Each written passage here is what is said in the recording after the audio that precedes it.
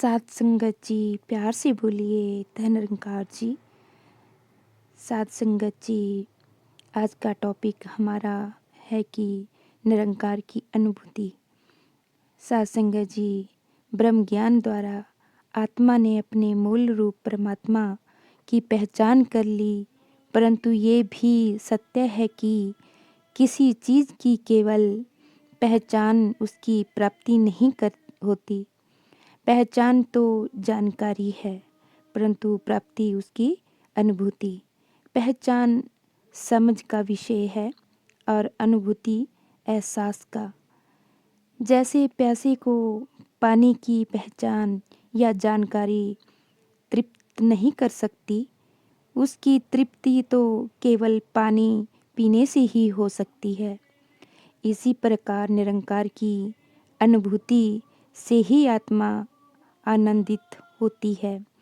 आत्मिक आनंद तो पूर्ण सतगुरु से इस असीम शक्ति को पहचान कर इसमें खुद ही को खो देने का नाम है। इस चेतन सत्ता के साथ जुड़कर चेतन होकर निष्काम कर्म करने का नाम है। इसके भिन्न भिन्न रूपों को देखकर सजदा करने का नाम है। देही में रहते हुए बेदेही होने का नाम है। यही गुरसिक की मंजिल है। इस मंजिल पर पहुंचना बख्श लेना जी, इतना आसान नहीं। हर क्षण इस निरंकार की निकटता महसूस होती रहे, इसका भय बना रहे और इस निरंकार का एहसास हर विचार कर्म और बोल में बसा रहे। यही गुरसिक के जीवन की पूर्णता है।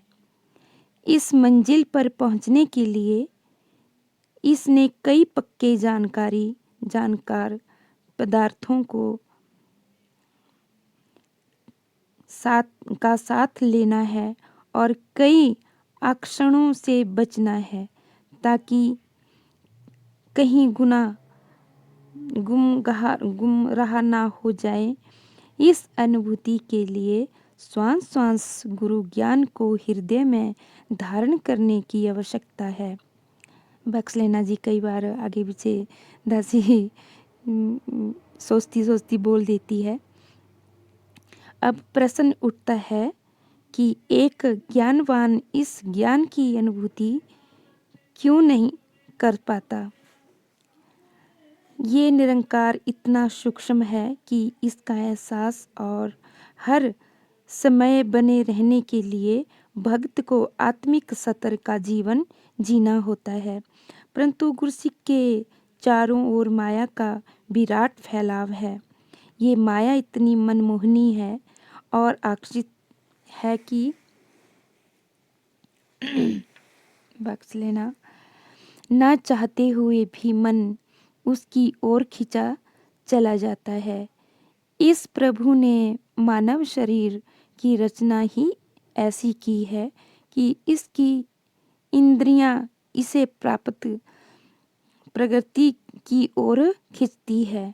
प्रगति की ओर खींचे चला जाना स्वाभाविक भी है, क्योंकि हमारे शरीर के 5 तत्व धरती, अग्नि, पानी, वायु, आकाश प्रगति का अंग है। प्रगति इनका मूल स्रोतर है।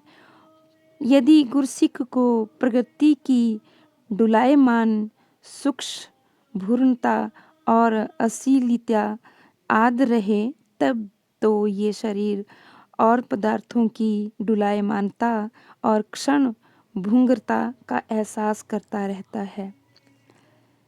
इसको ये याद रहता है कि ये संबंधी धन दौलत और प्राप्तियां इसके संसारिक जीवन तक ही सीमित है। ये एहसास उसको संसारिक रिश्तों और पदार्थों से अधिक लगाव व मोह से बच लेता है और इसका पूरा ध्यान इस स्थिर अमर अगोचर स्वामी के चरणों में जुड़ा रहता है। तो सत्संग जी, दासी से बहुत सारी त्रुटियां हो जाती है बोलते बोलते, तो क्षमा करना दासी को। और सत्संग जी, प्यार से बोलना, धन निरंकार जी,